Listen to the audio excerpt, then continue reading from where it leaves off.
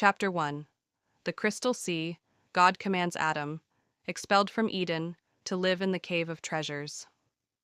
1. On the third day, God planted the garden in the east of the earth, on the border of the world eastward, beyond which, towards the sun rising, one finds nothing but water, that encompasses the whole world, and reaches to the borders of heaven. 2.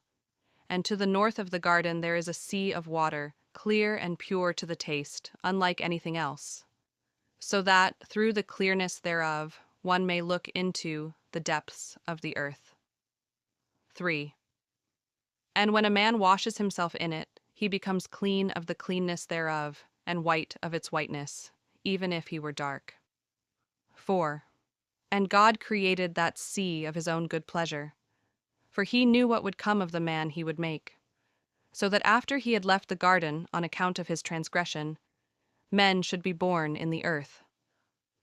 Among them are righteous ones who will die, whose souls God would raise at the last day, when all of them will return to their flesh, bathe in the water of that sea, and repent of their sins. 5. But when God made Adam go out of the garden, he did not place him on the border of it northward. This was so that he and Eve would not be able to go near to the sea of water where they could wash themselves in it, be cleansed from their sins, erase the transgression they had committed, and be no longer reminded of it in the thought of their punishment. 6. As to the southern side of the garden, God did not want Adam to live there either, because when the wind blew from the north, it would bring him, on that southern side, the delicious smell of the trees of the garden. 7.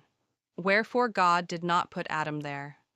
This was so that he would not be able to smell the sweet smell of those trees, forget his transgression, and find consolation for what he had done, by taking delight in the smell of the trees, and yet not be cleansed from his transgression. Again, also, because God is merciful and of great pity, and governs all things in a way that he alone knows, he made our father Adam live in the western border of the garden, because on that side the earth is very broad. 9.